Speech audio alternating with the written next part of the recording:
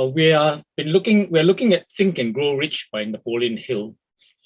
And this is the combined knowledge about how to become successful from some of the greatest minds of the 20th century. And as I've shared before, it's a result of nearly 30 years of effort by Napoleon Hill interviewing these great men. Last week, I played an excerpt from Earl Nightingale's recording on Think and Grow Rich, where he introduced this book by Napoleon Hill. As I prepared this, I took note of two important points that he made. First thing is have a notebook handy and make notes as I go along. Secondly, to listen to this message for my own personal learning, application, and success, not just simply to share with you. I want to get some value personally from this. So I urge you to take notes as you listen to this now, and then later when you go through the replay, and ask yourself how you can apply some of these things in your life right now. Napoleon Hill wrote 13 proven steps to riches, where riches are whatever you happen to want. Today, let us hear Earl Nightingale on the first principle, desire. The first principle, desire. Here is the starting point for all achievement, the first step toward riches. But it's right here that we so often run into a stumbling block. A person will say, I know what I desire, but can I get it? We'll get into this business of doubt later, but once and for all, let's clear up this point. This point of whether or not you can accomplish that which you desire with all your heart. I think it was best expressed by Emerson, who wrote, there is nothing capricious in nature, and the implanting of a desire indicates that its gratification is in the constitution of the creature that feels it.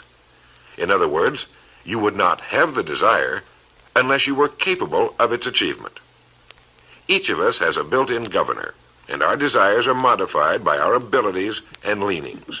Whatever it is that you desire with all your heart, understand once and for all that it can and should be yours. In Think and Grow Rich, Napoleon Hill cites example after example of why your burning desire is nothing more than an accurate picture of what you will one day become. So right here, firmly establish in your mind that which you desire more than anything else.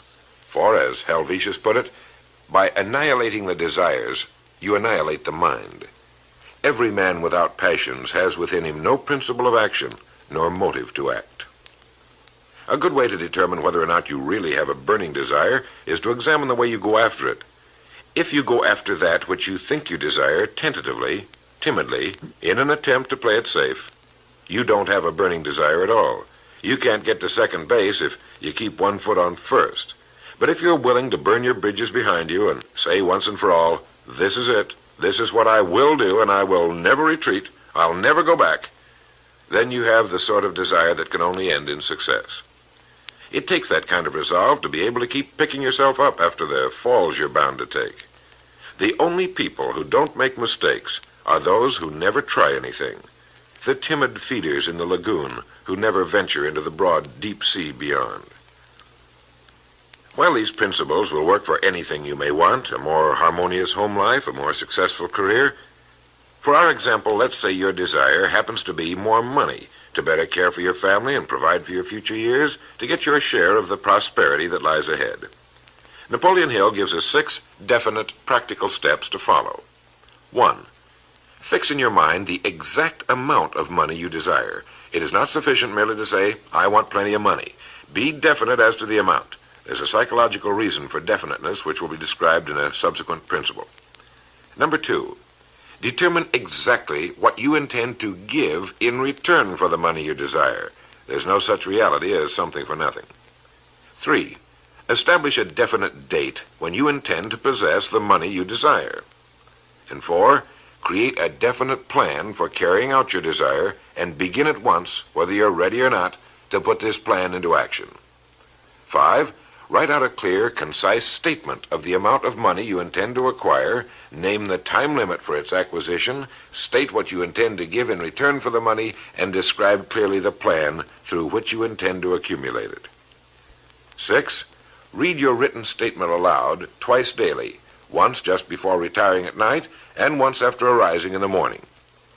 As you read, see and feel and believe yourself already in possession of the money, or whatever your goal happens to be.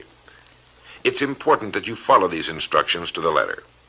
Play this part of the record over until you have it down to your satisfaction, for this is by far the most important of the 13 principles, and this chapter of the book ends with these words. Through some strange and powerful principle of mental chemistry, which she has never divulged, nature wraps up in the impulse of strong desire that something which recognizes no such word as impossible and accepts no such reality as failure.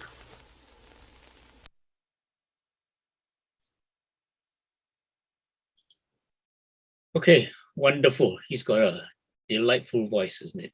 So I'm just gonna go through some parts, not everything again, some parts with share some of my thoughts. Okay, so the first principle, desire. He says this is the starting point for all achievement, the first step toward riches. And really, it's a simple question. What do you want? Yeah, what do you want? Simple question, not so simple to answer. Okay, but when you think of it, this is what we've been talking about, the 4 crucial characteristics of a leader. This is the first crucial characteristic of a leader, compelling desire, what he calls burning desire. Now, I thought about burning, when something burns, you see the flames, okay? It's a consuming fire. You see the smoke. In the old days, the Red Indians, smoke signals, our way of communication. Okay? So fire is a signal. Okay, fire transforms from raw, inedible food to something that's tasty. That's what fire does. Fire purifies. Fire refines gold, for example. The Bible talks about the apathy of the lukewarm. So when you got no fire, it's worse than actually when you're cold. Okay. Now, I think it's more helpful to think of the effect of fire, not the speed. Sometimes we think about fire, moving very, very fast. No, more of the effect. Why not speed? Because transformation will have to take place over time, as we learned from the study on mastery. Okay.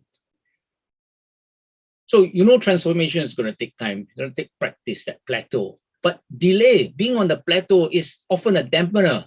Okay, it's like cold water. So if you've got a burning desire, if you have a burning desire, it enables me to overcome the dampening effect of being on the plateau.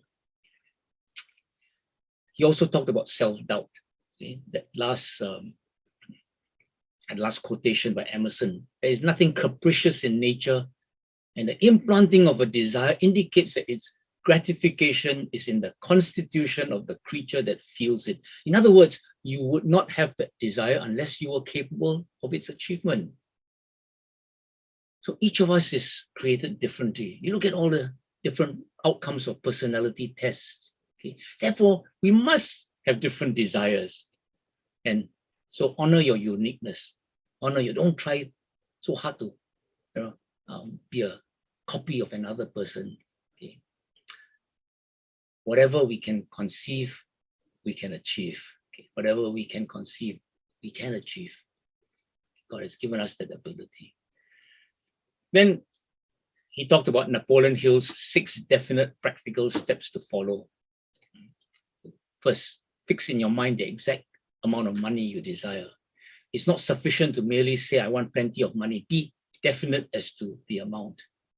And that's one of the first principles we learned when we learn how to set goals. Remember, SMART goals? S is a specific.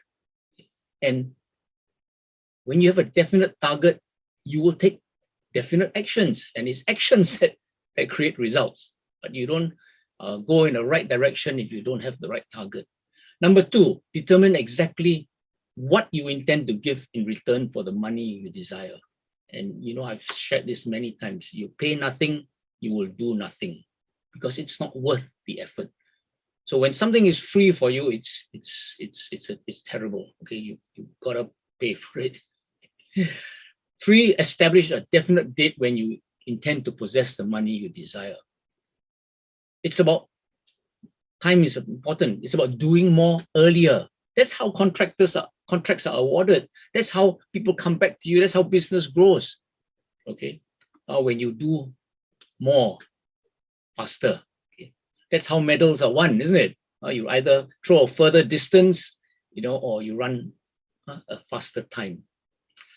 And 4, create a definite plan for carrying out your desire and begin at once, whether you are ready or not to put this plan into action.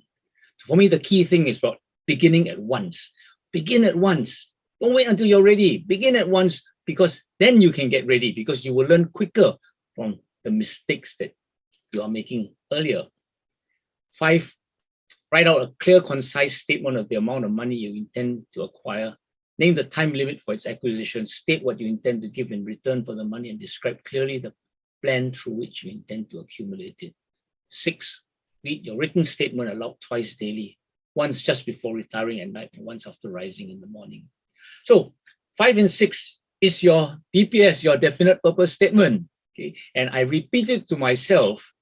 So I'm sending reminders to that subconscious mind, that powerful subconscious. I'm reminding my subconscious mind. I'm activating it.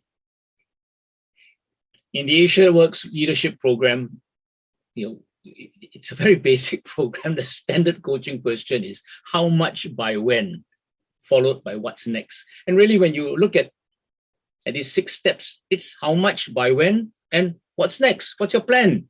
Okay, it's moving forward. So in the 6 steps, how much? Okay, what do I want to have? How much? Second step is how much I want to pay. 3rd is by when. 4 is plan and start immediately. 5, write the DPS. 6, say your DPS. Okay, next week, we are going to listen to the 2nd principle, which is faith. Okay, faith.